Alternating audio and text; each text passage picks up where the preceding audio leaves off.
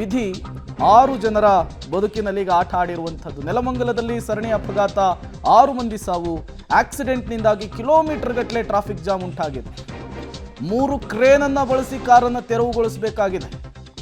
ಅಷ್ಟರ ಮಟ್ಟಿಗೆ ಇತ್ತು ಆಕ್ಸಿಡೆಂಟ್ನ ತೀವ್ರತೆ.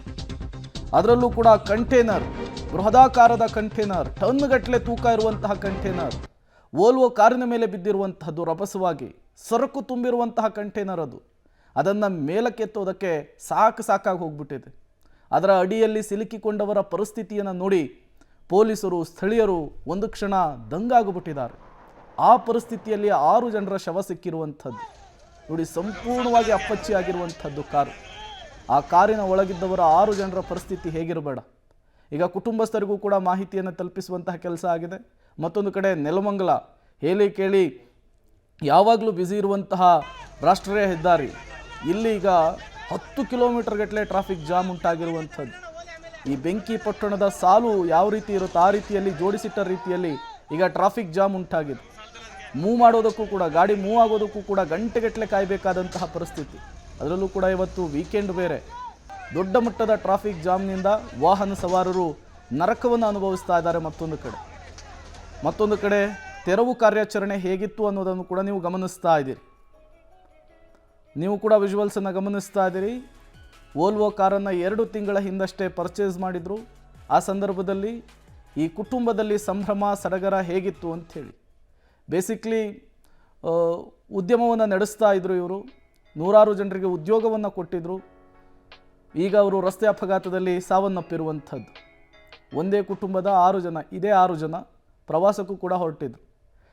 ಹೊಸ ಕಾರನ್ನು ಖರೀದಿಸಿದಂತಹ ಸಂದರ್ಭದಲ್ಲಿ ಆ ಕುಟುಂಬದಲ್ಲಿದ್ದಂತಹ ಸಂಭ್ರಮ ಮತ್ತು ಸಡಗರವನ್ನು ಗಮನಿಸ್ತಾ ಇದ್ದೀರಿ ನೋಡಿ. ಗ್ರಹಚಾರ ಅದೇ ಕಾರ್ನಲ್ಲಿಯೇ ಅದೇ 6 ಜನ ರಸ್ತೆ ಅಪಘಾತದಲ್ಲಿ ಸಾವನ್ನಪ್ಪಿದ್ದಾರೆ.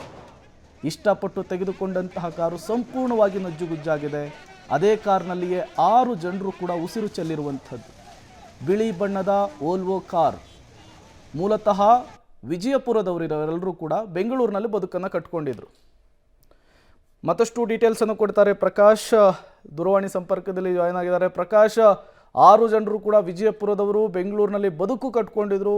100 ಜನರಿಗೂ ಕೂಡ ಕೆಲಸವನ್ನು ಕೊಟ್ಟಿದ್ದು, ಆಶ್ರಯವಾಗಿದ್ರು ಅನ್ನುವಂತಹ ಮಾಹಿತಿ ಸಿಗ್ತಾ ಇದೆ. ಮತ್ತೇನೆಲ್ಲ ಬೆಳವಣಿಗೆಗಳಾಗ್ತಾ ಇದೆ ಸದ್ಯಕ್ಕೆ ಅಂತ? ಏನಂತ ಹೇಳಿದ್ರೆ ಸುಮಾರು 11 ಗಂಟೆ ಸುಮಾರಿನಲ್ಲಿ ನಡೆದಂತ ಈ ಅಪಘಾತದಲ್ಲಿ 6 ಜನ ಅಸುನೀಗಿರುವಂತದ್ದು. ಏನು ಬೆಂಗಳೂರಿನಲ್ಲಿ ಇವರು ಸಾಫ್ಟ್ವೇರ್ ಕಂಪನಿಯನ್ನು ನಡೆಸ್ತಾ ಇದ್ರು. ಸುಮಾರು 250ಕ್ಕೂ ಹೆಚ್ಚು ಜನರಿಗೆ ಒಂದು ಆಸರೆಯನ್ನ ಆಗಿದಂತ ಕುಟುಂಬ ಇವತ್ತು ಈ ರಸ್ತೆ ಅಪಘಾತದಲ್ಲಿ ಸಾವನ್ನಪ್ಪಿರುವುದು ಪೊಲೀಸರ ಮಾಹಿತಿಯಿಂದ ಕೇಳಿ ಬರ್ತಾ ಇದೆ. ಅಂತ ಹೇಳಿದ್ರೆ ಇವರು ಮೂಲತಃ ವಿಜಯಪುರ ಮೂಲದವರು. ಅಲ್ಲಿ ಸಾಕಷ್ಟು ಅಲ್ಲೇ ಅವರ ಕುಟುಂಬ ಇರುವಂತದ್ದು. ಕೆಲಸವನ್ನು ನಡೆಸಿ ಬೆಂಗಳೂರಿಗೆ ಬಂದಿರ್ತಾರೆ. ಬೆಂಗಳೂರಿನಲ್ಲಿ ಸಾಕಷ್ಟು ರೀತಿಯ IT ಕಂಪನಿಗಳಲ್ಲಿ ಅವರು ಸಹ ಕೆಲಸವನ್ನ ಮಾಡಿ ತದನಂತರದಲ್ಲಿ ಅವ್ರದೇ ಆದಂತ ಒಂದು ಸ್ವಂತ ಸಂಸ್ಥೆಯನ್ನ ನಿರ್ಮಾಣ ಮಾಡಿಕೊಂಡು ಈ ಒಂದು ಸೊಲ್ಯೂಷನ್ ಅನ್ನೋ ಇದರಲ್ಲಿ ಅವರು ಸುಮಾರು 250ಕ್ಕೂ ಹೆಚ್ಚು ಜನರಿಗೆ ಆಸರೆ ಆಗಿದ್ರು ಅಂತೇಳಿ ಈಗಾಗಲೇ ಪೊಲೀಸರ ಪ್ರಾಥಮಿಕ ವರದಿಯಲ್ಲಿ ಕೇಳಿ ಬರ್ತಾ ಇದ್ರು. ಈಗಾಗಲೇ ಏನು ಕಾರನ್ನ ಏನು ಲಾರಿಯ ಕೆಳಗಡೆ ಬಿದ್ದಂತ ಕಾರನ್ನ ಈಗಾಗಲೇ ಪೊಲೀಸರು ಅದನ್ನು ತೆರವು ಮಾಡಿ ಈಗ ನೆಲಮಂಗಲ ಸರ್ಕಾರಿ ಆಸ್ಪತ್ರೆಗೆ ಮೃತದೇಹಗಳನ್ನ ಸ್ಥಳಾಂತರ ಮಾಡಿರುವಂತದ್ದು. ಈಗಲೂ ಸಹ ಸಾಕಷ್ಟು ರೀತಿಯಲ್ಲಿ ಟ್ರಾಫಿಕ್ ದಟ್ಟಣೆ ಉಂಟಾಗಿದೆ. ತುಮಕೂರು ಬೆಂಗಳೂರು ರಾಷ್ಟ್ರೀಯ ಹೆದ್ದಾರಿಯಲ್ಲಿ ಸುಮಾರು 10 ಕಿಲೋಮೀಟರ್ ದೂರದವರೆಗೆ 2 ಭಾಗದಲ್ಲೂ ಟ್ರಾಫಿಕ್ ದಟ್ಟಣೆ ಇರುವಂತದ್ದು. ಈಗಾಗಲೇ ಪೊಲೀಸರು ಲಾರಿಯನ್ನ ಏನು ರಸ್ತೆಯಿಂದ ತೆರವು ಮಾಡುವಂತ ಕಾರ್ಯವನ್ನ ಸುಮಾರು 3 ಕ್ರೇನ್ಗಳ ಮೂಲಕ ಒಂದು ಕಾರ್ಯಾಚರಣೆಯನ್ನು ಮಾಡ್ತಾ ಇದ್ದಾರೆ. Prem, okay, thank you Prakash ತಮ್ಮೆಲ್ಲ ಮಾಹಿತಿಗಾಗಿ.